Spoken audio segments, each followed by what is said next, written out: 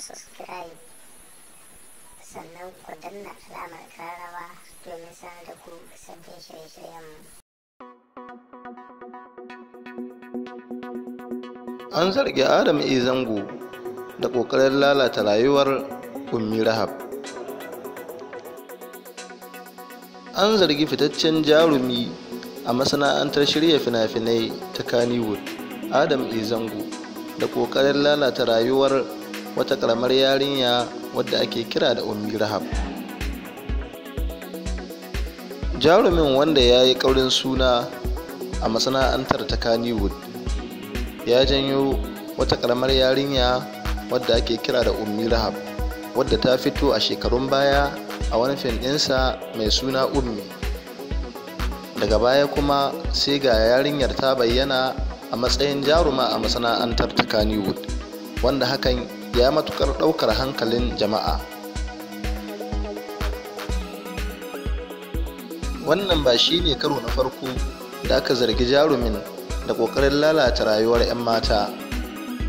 A shekarar da ta gabata ma, jarumin, bayan ya bayyana ficewarsa daga masana'antar ta Kannywood, ya sake kafa tasa ƙungiya, inda ya nemi 'yan mata masu ƙananan shekaru daga shekara 16 zuwa 20 domin saka su a cikin sabon fim ɗinsa da ya shirya a wancan lokacin.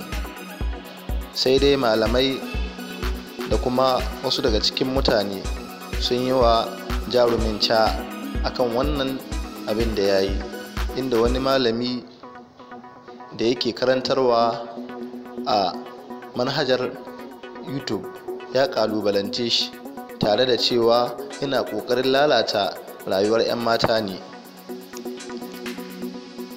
Amma a wancan lokacin jarumin ya kalubalanci malamin, inda yake zargin malamin da cewa aiko shi aka yi domin ya ci masa mutunci.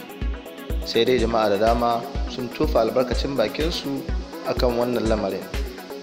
A wannan lokacin ma an samu wani malami da ya kalubalanci jarumin, inda yake cewa ya kamata a ɗauki mataki akan jarumin saboda yana ƙoƙarin lalata rayuwar wata yarinya ƙarama wadda bata kai shekaru 18 ba, wanda hakan ya saba ma kundin tsarin mulkin ƙasa.